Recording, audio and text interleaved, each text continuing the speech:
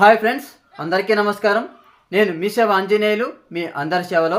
Friends, ఇవాటి వీడియోలో మే నెలకు సంబంధించి పెన్షన్ అనేది ఒక కొత్త అప్డేట్ అయితే మీ ముందుకు తీసుకురావడం జరిగింది. ఇంతకీ ఈ మే నెలకు సంబంధించిన పెన్షన్ అనేది ఇంటింటికి పంపిణీ చేస్తారా, లేకపోతే గ్రామ వార్డు సచివాలయానికి వెళ్ళి తీసుకోవాలా అనేసి చాలామంది పెన్షనర్స్ ఒక డౌట్లు అయితే ఉన్నారు. అలాగే ఈ వైఎస్ఆర్ పెన్షన్ అనేది చాలామందికి పెంచడం అయితే జరిగింది. ఫ్రెండ్స్, ఎవరికి పెంచడం అయితే జరిగింది, ఏ రకానికి సంబంధించిన పెన్షన్ అనేది పెంచారు, ఏంటి పూర్తి ఇన్ఫర్మేషన్ నేను ఈ వీడియోలో మీకు ఇస్తాను. మీరు వీడియోని ఎక్కడ స్కిప్ చేయకుండా పూర్తిగా చూడండి, అప్పుడే మీకు వీడియో అనేది అర్థమవుతుంది. ఫ్రెండ్స్, ఓకే, లేట్ చేయకుండా టాపిక్ లేకనేది వెళ్ళిపోదాం. మన వ్యూవర్స్ అందరికీ ఒక చిన్న స్మాల్ రిక్వెస్ట్ అండి. మన వీడియోస్ అయితే చూస్తున్నారు కానీ లైక్ అయితే చేయట్లేదు.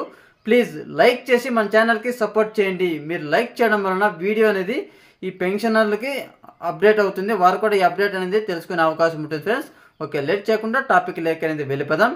మే నెలకు సంబంధించిన పెన్షన్ అనేది సచివాలయానికి వెళ్ళి తీసుకునే అవసరం అయితే లేదండి. ఇంతకుముందు ఎలాగైతే ఇంటింటికి పంపిణీ చేస్తున్నారో అలాగే ఇంటింటికి పంపిణీ అయితే చేయడం అయితే జరుగుతుంది. మీరు ఎక్కడికి వెళ్ళాల్సిన అవసరం అయితే లేదండి.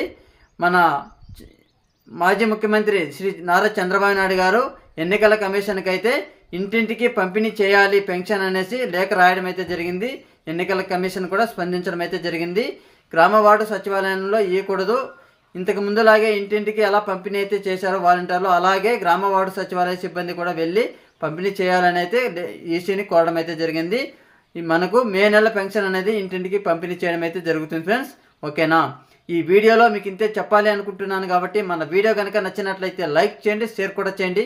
ఇలాంటి అప్డేట్స్ అందరికంటే ముందుగా మీరు కనుక పొందాలి అంటే మన ఛానల్ని సబ్స్క్రైబ్ చేసుకోండి. Okay, thank you friends.